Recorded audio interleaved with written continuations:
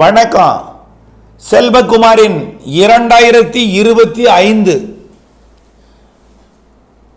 பிறக்க போகிற 2025 புத்தாண்டு, அந்த ஆண்டு ஜனவரி முதல் டிசம்பர் வரை வானிலை அமைப்பு எப்படி இருக்கும், மழை பொழிவுகள் எப்படி இருக்கும், இயற்கை அமைப்பு எப்படி இருக்கும், மழை பொழிவுகள் விவசாயத்திற்கு எப்படியெல்லாம் ஏற்றத்தை இரக்கத்தை நன்மையை தீமையை சாதக பாதகத்தை கொடுக்க போகிறது, எங்கே சாதகம் எங்கே பாதகம், அறிவியல் பூர்வமான அறிவியல் அதாவது மிக நுட்பமான ஆய்வறிக்கையின் மூலமாக நீண்ட காலமாகவே தொடர்ந்து சமர்ப்பித்து வருகிற நிலையில் மேலும் துல்லியம் கூட்டி மெருகேற்றப்பட்ட அறிக்கையாக இதை சமர்ப்பிக்கிறேன்.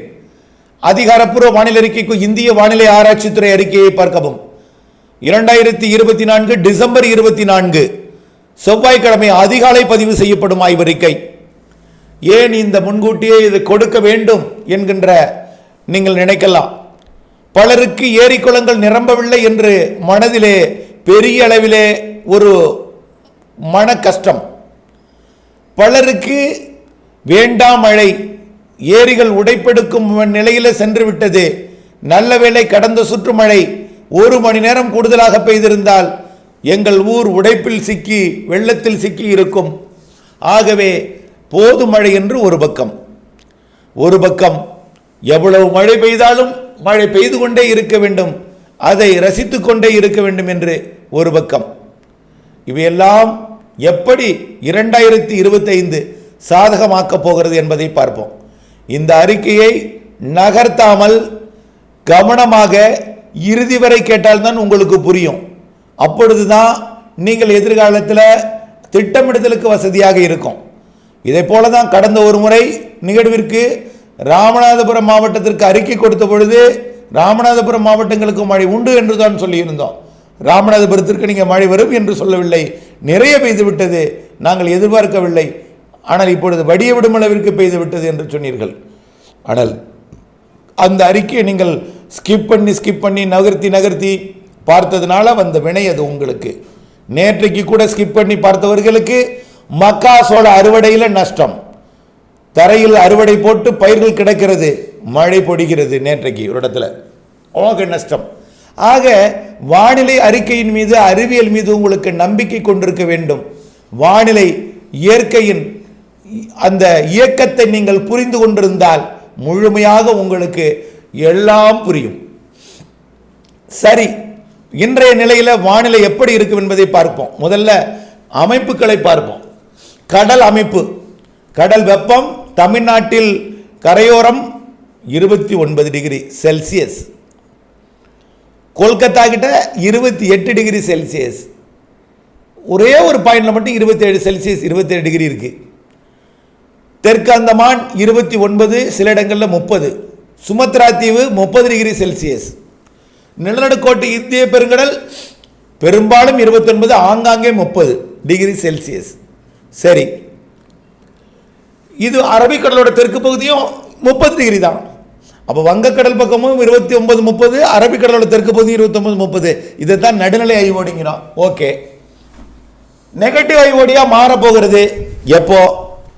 நீரோட்டம் வலிமையாக இருந்து கொண்டிருக்கிற காரணத்தினாலே, சுமத்ரா தீவை நோக்கி நீரோட்டங்கள் பயணித்துக் கொண்டிருக்கிற காரணத்தினாலே கண்டிப்பாக நடுநிலை ஐஓடிக்கு சற்று கூடுதல் சக்தி கொண்டது. அப்படிப்பட்ட நிலையில் தான் இப்பொழுதும் இருக்கிறது. அதாவது நெகட்டிவ் ஐஓடியின் தொடக்கம் எனலாம்.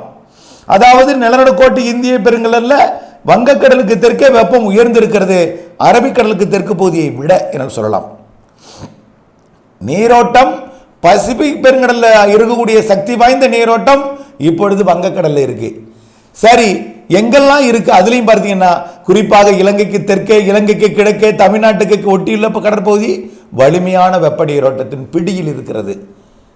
ஓகே, இதெல்லாம் எதற்கு? இதெல்லாம் இயற்கை சீற்றங்களுக்கு, கணிக்க முடியாத வானிலைகளுக்கு. என்ன சார் கணிக்க முடியாத வானிலை?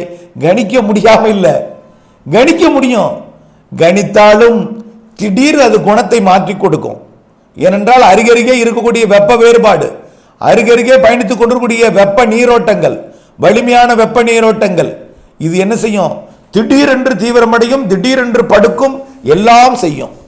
நீங்கள் பார்த்திருக்கலாம், திடீர் புயல், திடீரென்று செயலிழப்பது, திடீரென்று நேற்று முடிஞ்ச காற்றழுத்த தாழ்வு மண்டலம், ஆனால் நேற்றைக்கு தீவிர காற்றழுத்த தாழ்வு பகுதி. இப்படி திடீர் தீவிரம், திடீர் தீவிர இழப்பு, செயலிழப்பு, தீவிரத்தன்மை எல்லாம் மாறி மாறி நடக்கும். எல்லாமே கணிப்புக்குள் கொண்டு வர முடியும். எந்த நேரத்தில் எப்படி மாறும், எந்த நேரத்தில் எங்கே எப்படிப்பட்ட மழை பொழிவை கொடுக்கும் என்பதுதான் சரியான ஒரு இடத்தை தீர்மானிப்பதில் கடினம் ஏற்படும். ஆகவே இயற்கையை நாம் மாற்றி வந்துவிட்டோம் என்பதை நீங்கள் இந்த உதாரணங்கள் நீங்கள் புரிய வைக்கும். சரி, நம்ம கடற்பகுதி சொல்லியாச்சு. நிகழ்வுகளை உருவாக்கி அனுப்பி வைக்கக்கூடிய கடற்பகுதி எப்படி இருக்கு? பசிபிக் பெருங்கடல் 30 டிகிரிங்க. பசிபிக் பெருங்கடலோட தென்சீன கடல் பகுதியில் வேணா 27 இருக்கலாம், 26 இருந்தாலே போதும். 27 இருக்கு, 28 இருக்குது மத்திய தென்சீன கடலோட மத்திய பகுதி, 29 இருக்கு அதற்கு தெற்கே. ஜாவா தீவை ஒட்டி, பிலிப்பைன்ஸை ஒட்டி எல்லாம் 30 டிகிரி இருக்கு. சில இடங்களில் 31 இருக்கு. புரியுதுங்களா? மலேசியா சிங்கப்பூரை ஒட்டி 29, 30 இருக்கிறது. இதெல்லாம் நமக்கு சுமத்ரா தீவிற்கு நிலநடுக்கோட்டு பகுதிக்கு நிகழ்வுகளை கொண்டு வருவதில் இந்த கடற்பப்பம் சாதகம். ஓகே, இப்போ என்ன இருக்கு? அமெரிக்க பகுதியை விட ஆசிய பக்கம் வெப்பம் உயர்ந்தே தான் இருக்கு. நீரோட்டமும் வந்து கொண்டுதான் இருக்கிறது ஆசிய பக்கத்தை நோக்கி, மத்திய பசிபிக் பெருங்கடல் பகுதியில் இருந்து. அப்போ லானினா அமைப்பு கண்டிப்பாக தீவிரமடையும், நெகட்டிவ் வைவோடி கண்டிப்பாக உருவாகும். ஆக ஒரு காலத்தில் வரக்கூடிய மே மாதத்தில் நெகட்டிவ் வைவோடியும் லானினா அமைப்பும், பசிபிக் பெருங்கடலில் லானினா அமைப்பும் நெகட்டிவ் வைவோடியும், அது சுமத்ரா தீவை ஒட்டியுள்ள பகுதியில் கடல் வெப்பம் உயர்ந்தும் கண்டிப்பாக நிகழ்வுகளை உருவாக்குவதற்கு சாதகமான பகுதிகளில் அது வெப்பம் உயர்வை கொடுத்து கொண்டிருக்கும். 26 டிகிரி செல்சியஸ் வெப்பம் இருந்தால் போதும் நிகழ்வுகள் உருவாக்க. 30 டிகிரி 29 டிகிரி இருந்தால் மிக தாராளமாக இருக்கிறது எனலாம். இந்த நேரம் பருவமழை நிறைவடையக்கூடிய நேரம். இந்த நிறைவடையக்கூடிய நேரத்தில் 26, 27 டிகிரிக்கு வந்திருக்கணும், 28 டிகிரிக்காவது வந்திருக்கணும். 29, 30 டிகிரியில் இருந்தால் இன்னும் வலிமையான வெப்ப நீரோட்டங்கள் உயர்த்தி கொண்டும் இருப்பதும், இப்பொழுது மகர நேகையில சூரியனின் குத்துக்கதிர் விழுந்து கொண்டிருக்கக்கூடிய நேரத்தில் கூட இந்த வெப்ப உயர்வு இருக்கின்ற காரணத்தினாலே இந்த ஆண்டு பெரிய அளவிலே குளிர் இல்லை. ஏன்? எல்லாமே வெப்பமான கடற்பகுதியிலிருந்து வரக்கூடிய காற்று வெப்ப காற்றாக இருக்கிறது. குளிர் பெரிதாக இல்லை, நிகழ்வுகள் உருவாக்கி சாதகமாக செய்து கொண்டிருக்கிறது எனலாம். கடையில் வாட்டர் ஹீட்டர் விற்பனை இல்லையா இதில் அப்ளையன்ஸ்ல எல்லாம். ஆகவே அதாவது மழை பொழிவிற்கு தான் சாதகமான ஆண்டாக 2025 இருக்கும். ஆகவே இதை தலைப்பாக எடுத்துக்கொள்ளுங்கள்.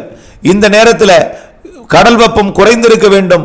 நிலநடுக்கோட்டைக்கு தெற்கே, அதுவும் இன்றைக்கு அதாவது டிசம்பர் 24, 21ஆம் தேதி, 22, 23 தேதிகள் எல்லாம் மகர ரேகையில் இருக்கும் சூரியன் தென்கோடிக்கு போய்விட்டது சூரியன்.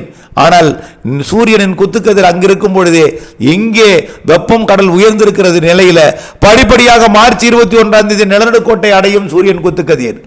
இன்னும் அதையும் தாண்டி ஏப்ரல் மேல தமிழ்நாட்டில் விடும் சூரியனின் குத்துக்கதிர். ஜூன் மாதம் 21ஆம் தேதி வட இந்தியாவிற்கு செல்லும் குத்துக்கதிர். பிறகு அங்கிருந்து ஆகஸ்ட் மாதம் மீண்டும் தமிழ்நாட்டுக்கு ஆகஸ்ட் செப்டம்பரில் வரும் குத்துக்கதிர். மீண்டும் செப்டம்பர் 21 நிலநடுக்கோட்டுக்கு வரும் குத்துக்கதிர்.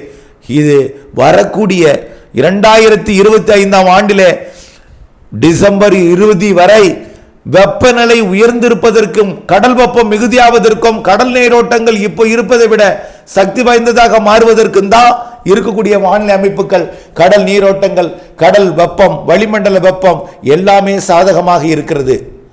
இதனால இடைக்கால இடையூறாக உயர் அழுத்தம் வந்து நிகழ்வுகளை கரையேற செய்யாமல் திசை மாற்றி செல்லவும், கரையேற விடாமல் செயலிழக்க செய்யவும், இப்படி வழிநடத்தி கொண்டிருக்கூடிய உயர் அழுத்தங்கள் பிப்ரவரி மார்ச்சுக்கு பிறகு இருக்காது. விலகி ஓடோடி போய்விடும், இமயமலை பக்கம் ஓடோடி போய்விடும். ஆகவே பின்னுக்கு தள்ளப்படும் உயர் அழுத்தம் காரணமாக வரப்போகிற நிகழ்வுகள் ஏப்ரல் மேல தமிழ்நாட்டிற்கு சாதகமாக அமையும். அதற்காக ஜனவரியிலும் மழை பொழிவுகள் இல்லை என்று சொல்ல முடியாது. நிகழ்வுகள் இலங்கையில் இருந்து கொண்டே தன் ரெக்கையை விரித்து தமிழ்நாட்டில் மழை பொழிவை கொடுக்கும். நேரடியாக டெல்டா மாவட்டங்களுக்கு நெருக்கமாக வந்தும் பாக் ஜலசந்தி மன்னார் வளைகுடா வழியாக பயணித்தும் குமரி கடற்பகுதியில் நங்கூரமிட்டு காத்திருந்தும் மழை பொழிவை கொடுக்கும். இவைதான் ஜனவரி நிகழ்வாக இருக்கும். ஜனவரி 10 வரையே 3 நிகழ்வுகள் தெரிகிறது. அதற்கு பிறகு இருக்கிறதா இல்லையா, நிறைவடைந்து விட்டதா என்பதை உறுதியிட்டு சொல்ல முடியாத அளவிற்கு குழப்பமான வானிலை பசிபிக் பெருங்கடல் பகுதியில் நிகழ்வுகளை உருவாக்கும் இடத்துல நிலைகிறது. இருந்தாலும் இன்றைய தேதியில் இருக்கக்கூடிய நிகழ்வு ஜனவரி 7-8 தேதியில் மழை பொழிவை கொடுப்பது உறுதியாகிவிட்டது. இதற்கு அடுத்த நிகழ்வு உருவாவதற்கும் சாதகம் இருக்கிற காரணத்தினாலே பொங்கலில் கூட மழை பொழிவை கொடுக்கலாம். அது உறுதியாக கூறுவதற்கு இன்னும் ஒரு 3-4 நாட்களிலே அதை நாம் உறுதியிட்டு சொல்லிவிடலாம். இந்த நிகழ்வு நகர்ந்த பிறகு, பிலிப்பைன்ஸ் அருகே இருக்கக்கூடிய நிகழ்வு நகர்ந்த பிறகு அடுத்த நிகழ்வு அந்த இடத்திற்கு உருவாவதற்கு கடல் எவ்வளவுக்கு சாதக அமைப்பை ஏற்படுத்துகிறது, வளிமண்டலம் எப்படி சாதக அமைப்பை ஏற்படுத்துகிறது, அது எப்படிப்பட்ட வழித்தடத்தை பயன்படுத்தி எங்கே வரும் என்பதை கணித்து விட்டால் பொங்கலுக்கு பிறகு மழை எப்படி இருக்கும் என்பதை சொல்லிவிடலாம். ஆனால் ஜனவரி 11ஆம் தேதி வரை மழை இருக்கிறது. இடையில் 2-3 நாள் இடைவெளி கொடுத்தாலும் 3 நிகழ்வுகளால், நிகழ்வுக்கு தலா 3 நாள், 9 நாள் நிறைய மழை பொழிவை கொடுக்கக்கூடிய வானிலை அமைப்பை தமிழ்நாட்டிற்கும், குறிப்பாக டெல்டா தென் தமிழ்நாட்டிற்கு, அதிலேயே தென்கடலோரம் இலங்கைக்கு நிறைய மழை பொழிவை கொடுப்பதற்கு, தென் மாவட்டங்களுக்கு, 4 மூக்கு ஊத்து போன்ற பகுதிகளுக்கு நிறைய மழை பொழிவை கொடுப்பதற்கு இந்த இறுதி டிசம்பர் இறுதியும் ஜனவரி மாதமும், ஜனவரி முற்பகுதி, அதாவது 10-15 தேதி வரைக்கும் கூட 11ஆம் தேதி வரை கண்டிப்பாக மழை பொழிவை கொடுப்பதற்கு சாதகம் இருக்கிறது. சரி, அதற்கு அப்புறம் எப்படி இருக்கும்? அப்போ நிலநடுக்கோட்டில் பயணிக்கக்கூடிய நிகழ்வு குளிரலையை, வட இந்திய குளிரலையை தமிழ்நாட்டிற்கு ஈர்க்கும். குளிர் காற்று வரும். இதனால இடையூறாக இருந்தாலும் சில வாரங்கள் மட்டுமே அந்த இடையூறு இருக்கும். பிப்ரவரியிலிருந்து மீண்டும் காற்று சுழற்சிகள் தமிழ்நாடு தரையேறும். பிப்ரவரியை விட மார்ச்சிலே காற்று சுழற்சிகள் தமிழ்நாடு தரையேறும். நனைக்கும் மழைகள், லேசான மழைகள், மிதமான மழைகள் பிப்ரவரி மார்ச்சிலும் தெரிகிறது. கண்டிப்பாக லேசான மழை பொழிவு கூட மாதத்தில் ஓரிரு நிகழ்வாவது வரும். பிப்ரவரியில் ஓரிரு நிகழ்வு, மார்ச்சில் 2 நிகழ்வு 3 நிகழ்வு கூட காற்று சுழற்சியாக நனைக்கும் மழை, லேசான மழை, மிதமான மழை பொழிவுகளை மாதத்தில் சில நாட்கள் கொடுப்பதற்கு வாய்ப்பு இருக்கிறது. ஏப்ரல் மே, வழக்கமாக ஏப்ரல் மேயில நிகழ்வுகள் உருவாகி ஆந்திர பிரதேசம், ஒடிசா பகுதி, மேற்கு வங்கம், வங்கதேசம் பகுதியை நோக்கி பயணிக்கும். ஆனால் இந்த ஆண்டு நிகழ்வுகளுக்கு தமிழ்நாடு சாதகமாக இருக்கிறது. காரணம், தமிழ்நாட்டு கரையை ஒட்டி இருக்கக்கூடிய, இலங்கை கரையை ஒட்டி குமரிக்கடல் பகுதியில் இருக்கக்கூடிய வலிமையான வெப்ப நீரோட்டம் தொடர்ந்து கடந்த 6 மாதமாக நீடித்துக் கொண்டிருக்கிற காரணத்தினாலே இன்னும் 6 மாதங்களுக்கு மேல் அது நீடிக்கும் என்பது கணிப்பில் முடிவாகவே தெரிகிறது. இதன் காரணமாக கடல் வெப்பம் உயர்ந்து நிகழ்வுகளை வரவேற்கும் பகுதியாக தமிழ்நாட்டு கடற்கரையோரம் இருக்கும் என்பதில் மாற்றம் இல்லை. ஆக ஏப்ரல் மே தமிழ்நாட்டிலே நிகழ்வுகளை வரவேற்று தமிழ்நாட்டில் ஏப்ரல் மே கோடை மழைப்பொழிவை, சிறப்பானது ஒரு மழைப்பொழிவை கொடுப்பதற்கு சாதகம் இருக்கிறது. கடல் நீரோட்டம் தொடர்ந்து குமரிக்கடல்ல மட்டுமல்ல, இது நிலநடுக்கோட்டு இந்திய பெருங்கடலோட, அரபிக்கடலோட தெற்கு பகுதியிலையும், அதே போல அரபிக்கடலோட கேரள பகுதியிலையும் தற்போது நீரோட்டத்தில் வலிமை, அதாவது நீரோட்டங்களோட வலிமை பெற்றுக் கொண்டிருக்கிறது. வெப்பத்தை உயர்த்தி கொண்டிருக்கிறது. அரபிக்கடலும் வெப்பத்தை உயர்த்த போகிறது. அரபிக்கடல் வெப்பமும் கண்டிப்பாக ஜனவரி, பிப்ரவரி, மார்ச், ஏப்ரல்ல உயரும். ஆக வங்கக்கடல், அரபிக்கடல், நிலநடுக்கோட்டு இந்திய பெருங்கடல் வெப்ப உயர்வு, கடற்பகுதியில் இருக்கக்கூடிய வெப்ப நீரோட்டங்கள், இவை எல்லாமே வரக்கூடிய ஆண்டிலே கண்டிப்பாக கோடை மழையை வலிமை பெற செய்யும். சராசரிக்கு கூடுதல் கோடை மழை உறுதி, மாற்றம் இல்லை. பெரிதாக மாற்றம் இருக்க வாய்ப்பு தெரியவில்லை. தொடர்ந்து நம்முடைய ஆய்வறிக்கையில் இறுதிக்கட்ட நமக்கு வரக்கூடிய ஒரு முடிவாகவே இது தெரிவிக்கிறது. ஆகவே ஆய்வில் மனதில் கொண்டு வரக்கூடிய இறுதிக்கட்ட ஒரு முடிவு, கோடை மழை சிறப்பாக தெரிகிறது. கோடையில் வெப்பம் இருக்கும். சில நாட்கள், அதாவது நிகழ்வு தொலைவில் இருக்கும் பொழுது வெப்பமாக இருக்கும், நெருங்கி வரும்போது அது மழையாக மாறும். புழுக்கம் நிறைந்த நாட்கள் கோடையில் அதிகமாக இருக்கும், வெயிலும் இருக்கும். புழுக்கம் நிறைந்த நாட்கள் அதிகமாக இருக்கும். அதாவது வெயில பார்த்தீங்கன்னா பெருசா இருக்காது, ஊமை வெயிலா இருக்கும், வேர்வை அதிகமா இருக்கும், அப்படிப்பட்ட வெயில் இருக்கும். அனல் காற்று குறைவான நாட்களாக இருக்கும். அனலே வந்தாலும் நிகழ்வு தொலைவில் இருக்கும்போது ஓரிரு நாட்கள் அனல் கொடுத்தாலும் அது சராசரியை பார்க்கும் பொழுது சராசரி வெப்பமாகத்தான் காட்டும் என்பதை புரிந்து கொள்ள வேண்டும். ஆகவே இந்த ஆண்டு கோடை மழை சிறப்பு என்கின்ற அதே வேளையில் தென்மேற்கு பருவமழையும் சிறப்பாக இருக்கும். முன்கூட்டியே தொடங்கும் தென்மேற்கு பருவமழை. மே மாதம் 31ஆம் தேதியிலேயே தென்மேற்கு பருவமழை தொடங்கலாம். அரபிக்கடல் நிகழ்வால் தொடங்கக்கூடிய தென்மேற்கு பருவமழை தொடங்கியது முதல் கேரளாவிலே மழை இருந்து கொண்டே இருக்கும். மேலும் ஒரு நிகழ்வு வட இந்திய பகுதிகளில் உருவாக்கி முன்னேற்றி எடுத்துக்கொண்டு போகும். இந்த ஆண்டு தென்மேற்கு பருவமழை வட இந்தியாவிலே அபரிமிதமாக இருக்கும். கேரளாவிலும் கர்நாடகாவிலும் ஆரம்பத்திலேயே அணைகளை நிரப்பும், ஆரம்பத்திலேயே அதிகமாக இருக்கும். நிறைய மழைப்பொழிவுகளை தரக்கூடிய நிகழ்வுகள் கேரள கடற்கரையில் உருவாகும். ஆனால் கடந்த 2-3 ஆண்டுகளாக என்ன சொல்லியிருந்தோம், ஆகஸ்டில் தான் மழை உருவாகும், ஆகஸ்டில் தான் அணைகளை நிரம்பணும். ஆனால் இந்த ஆண்டு அப்படி அல்ல. 2025 ஜூனிலேயே அணைகளை நிரப்பும் மழை, ஜூலையில் சிறப்பானது ஒரு மழை, ஆகஸ்டில் அதிக மழை, நிறைய மழை என்பதை புரிந்து கொள்ள வேண்டும். தென்மேற்கு பருவமழை. ஆக இதற்கெல்லாம் நீங்கள் முன்னெச்சரிக்கையாக முன் ஏற்பாடாக மழை நீரை சேகரிக்க பண்ணை குட்டைகளை அதாவது வலிமையாக உருவாக்க வேண்டும் என்பதுதான் உங்களுக்கு ஆயத்தப்படியாக இருக்க வேண்டும். அதே போலதான் தென்மேற்கு பருவமழையை தொடர்ந்து வரக்கூடிய வடகிழக்கு பருவமழையும் வலிமையான நிகழ்வுகள். இந்த ஆண்டு போட்ட ஆட்டத்தை விட அடுத்த ஆண்டு ஆட்டம் அதிகமாக இருக்கும் என்பதுதான் சுருக்க தலைப்பு அறிக்கையாக இருக்கிறது, எடுத்துக்கொள்ள வேண்டும். கண்டிப்பாக காற்று பாதிப்பை ஏற்படுத்தக்கூடிய நிகழ்வுகளும் அதிக வெள்ள பாதிப்பை ஏற்படுத்தக்கூடிய நிகழ்வுகளும் 2025 வடகிழக்கு பருவமழையில் இருக்கும். அதே போல நிகழ்வுகள் நீலகிரி மற்றும் வால்பாறை உள்ளிட்ட பகுதிகள் வரைக்கும் எட்டிப்பிடித்து அங்கேயும் பாதிக்கும் மழைப்பொழிவை கொடுக்கலாம். இது அச்சுறுத்தலுக்காக அல்ல, உங்களுடைய திட்டமிடுதலுக்கும் முன்னேற்பாடுக்குமான அறிக்கையாக நீங்கள் எடுத்துக்கொள்ள வேண்டும். வடகிழக்கு பருவமழை 2025 மிகவும் சிறப்பாக இருக்கும். இதனால என்ன ஆகும், உள் மாவட்ட விவசாயம் மிக செழிப்பாக இருக்கும்.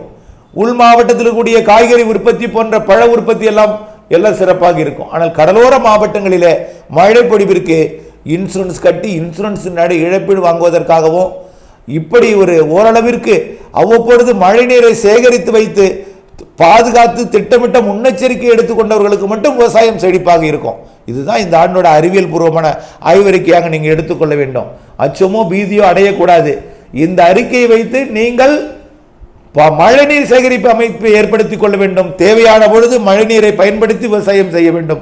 அதற்காகத்தான் கோடையில் உற்பத்தியை பெருக்க நீங்கள் சாதக இயற்கை அமைப்பை ஏற்படுத்திக் கொள்ள வேண்டும் என்று அன்போடு கேட்டுக்கொள்கிறேன். நன்றி.